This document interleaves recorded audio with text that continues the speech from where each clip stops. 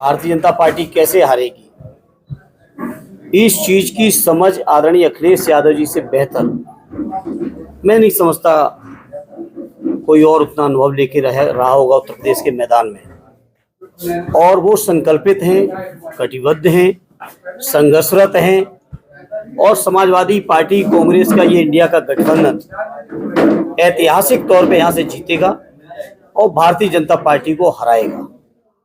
इस बात का यकीन मैं समझता हूँ। जो कोई भी साथी इस तरह की बात कह रहे हैं उनको रखना चाहिए। अच्छा, जो पीडीएफ फॉर्मूला चल रही है आपका इंडिया गठबंधन, लेकिन बीएसपी और ओवैसी ये दोनों ही लोग अलग अलग चुनाव लड़े। ओवैसी ने भी ऐलान कर दिया है 7 सीटों पे चुनाव। देखिए कौन क्या ऐलान कर रहा है। देश के अंदर इतनी पार्टियां हैं, हर आदमी स्वतंत्र है अपनी बात को कहने को, अपने फैसले लेने को। लेकिन सवाल यह है कि उत्तर प्रदेश का आवाम विपक्ष में सबसे मजबूत तौर पे किनको देख रहा है। और जब आप ये बात करोगे तो मैं समझता हूँ समाजवादी पार्टी आदरणीय अखिलेश यादव जी का नेतृत्व ही ऐसा नेतृत्व है जो बीजेपी और एनडीए को यहाँ से हराएगा। और जैसा कि आप हम सब जानते हैं, देश की राजनीति उत्तर प्रदेश से तय होती है। उत्तर प्रदेश की जीत ही देश के रास्ते को तय कर देती है। और मुझे यकीन है कि आदरणीय अखिलेश यादव जी के नेतृत्व में उत्तर प्रदेश के अंदर इंडिया गठबंधन की सफलता भारतीय जनता पार्टी के विजय रथ को रोकेगा।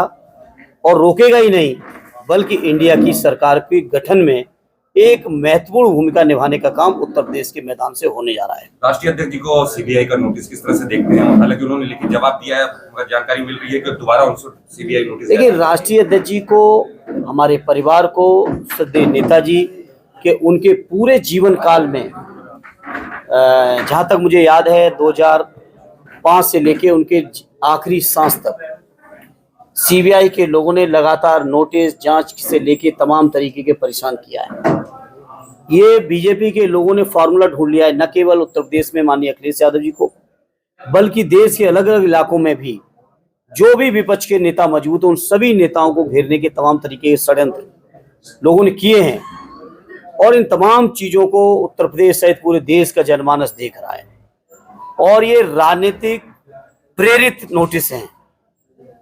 इनका जवाब मैं समझता हूँ लोग अपने चुनाव में वोट के माध्यम से देंगे। और ये जनता देख रही है, जनता बहुत आगे तक की चीजों को समझ रही है और वो जान रहे हैं कि नोटिस क्यों आ रहे हैं। अच्छा, बदायूं में जैसे आपकी जगह चर्चा को कर दिया गया, तो क्या आगे भी इस तरीके के फेरबदल देखने को मिल सकते हैं? देखिए, राष्ट्रीय अध्यक्ष जी का हक है, उनका अधिकार है और वो बेहतर समझ सकते हैं कि किस व्यक्ति को कहां पे लड़ाने से पार्टी को या गठबंधन को ज्यादा लाभ है। मुझे याद है 20 तारीख को आदरणीय चाचा जी की घोषणा हुई और 21 तारीख को मेरी एक पहले से कार्यक्रम प्रस्तावित था।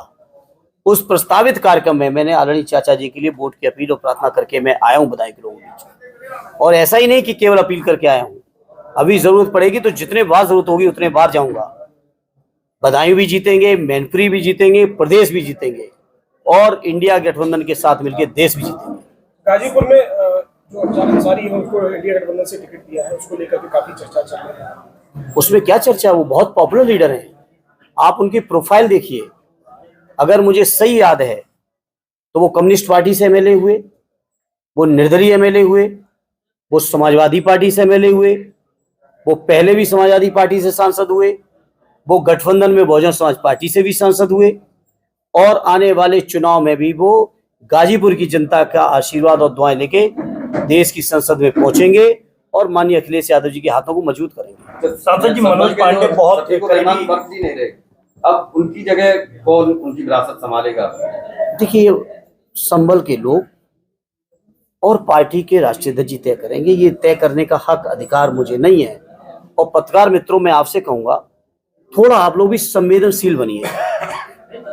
अभी परसों ही मैं टिकट दिया है, उसको लेकर के काफी चर्चा चल रही है। उसमें क्या चर्चा है, वो बहुत पॉपुलर लीडर हैं।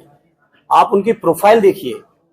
अगर मुझे सही याद है तो वो कम्युनिस्ट पार्टी से एमएलए हुए, वो निर्दलीय एमएलए हुए, वो समाजवादी पार्टी से एमएलए हुए, वो पहले भी समाजवादी पार्टी से सांसद हुए, वो गठबंधन में बहुजन समाज पार्टी से भी सांसद हुए और आने वाले चुनाव में भी वो गाजीपुर की जनता का आशीर्वाद और दुआएं लेके देश की संसद में पहुंचेंगे और माननीय अखिलेश यादव जी के हाथों को मजबूत करेंगे। सांसद जी, मनोज पांडे बहुत रहमान फर्क जी नहीं रहे, अब उनकी जगह कौन उनकी विरासत संभालेगा? देखिए, संभल के लोग और पार्टी के राष्ट्रीय अध्यक्ष तय करेंगे, ये तय करने का हक अधिकार मुझे नहीं है। और पत्रकार मित्रों, मैं आपसे कहूंगा, थोड़ा आप लोग भी संवेदनशील बनिए। अभी परसों ही मैं समझता हूं बरस साहब की मृत्यु हुई है और आज आप ये सवाल कर रहे हो। मैं आपसे इतनी संवेदनहीनता की अपेक्षा नहीं करता हूं। मैं उम्मीद करता हूं राजनीति से बहुत उठकर मानवीय चीजें, मानवीय मर्यादाएं, परंपराएं, उनका अनुसरण हम सबको करना चाहिए और आपको भी करना चाहिए। नहीं, उन्हीं की तरफ से कुछ चीजें आई हैं कि उनके पोते हैं जो विधायक हैं। सवाल वो नहीं है, मैं कह रहा हूँ संभल के लोग तय करेंगे, राष्ट्रीय अध्यक्ष जी तय करेंगे, उनके पोते साथी जिया हमारे भाई हैं, विधायक हैं, वो क्या तय होगा ये पार्टी तय करेगी। लेकिन कुछ संवेदनशील बनिए। सांसद जी, लगातार अभी कल ही उनका तीजा हुआ है। सांसद जी, लगातार समाजवादी पार्टी के कार्यकर्ता, कई ऐसे नेता हैं जो सभा को छोड़कर बीजेपी के दामन थाम रहे हैं, इसका क्या माना जाए, कैसे देखिए? इसके बारे में कल राष्ट्रीय अध्यक्ष जी ने लखनऊ में आप सब मीडिया के साथियों बीच कह दिया, उसको क्या दोहराना। आप कहां से चुनाव लड़ने वाले हैं?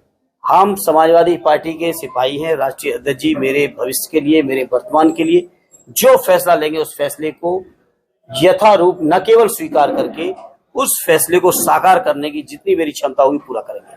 मैनपुर में भी सपा कार्यकर्ताओं के द्वारा कई आरोप लगाए गए हैं कि गुटबाजी दिखाई दे रही है पार्टी में।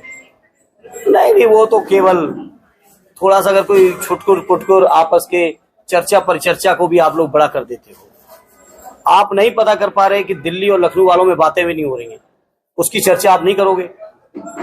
आप पता करिए, दिल्ली वालों और लखनऊ वालों में बातें तक नहीं हो रही हैं। जिसको दिल्ली वाले सहारा देते हैं, लखनऊ वाले उनको इग्नोर करते हैं, और लखनऊ वाले जिसको सहारा देते हैं, दिल्ली वाले इग्नोर कर देते हैं। आप उस बारे में चर्चा नहीं करोगे।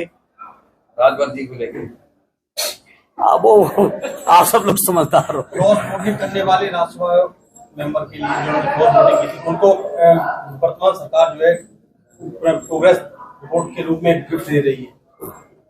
अब उनके पास, वो कल राष्ट्रीय अध्यक्ष जी ने कहा ना, उनके पास पैकेज था, गिफ्ट था, इसीलिए वो शायद गए। हम समाजवादियों के पास वो कुछ नहीं है। मनोज पांडे ने, आपके विधायक पार्टी से विधायक भी थे और नेता है समाजवादी पार्टी, मनोज पांडे ने आरोप लगाया है कि वहाँ राम का विरोध करने वालों को बढ़ावा मिलता है, इसलिए हमने पार्टी छोड़ी। नहीं, वो गलत कह रहे हैं। वो पार्टी छोड़ी है, कोई अपने स्वार्थ होंगे, अपने कारण होंगे। और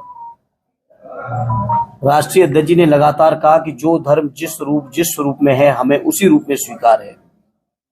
और जहां अयोध्या में भगवान राम का भव्य मंदिर बनाया गया है माननीय सर्वोच्च न्यायालय के आदेश पर, वहीं राष्ट्रीय अध्यक्ष जी ने तो केवल अपने स्तर से, अपने तरीके से चीजें जुटा के केदार बाबा का मंदिर इटावा में भव्य मंदिर बन रहा है।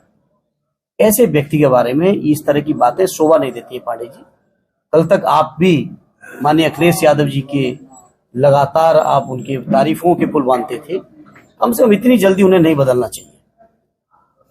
धन्यवाद।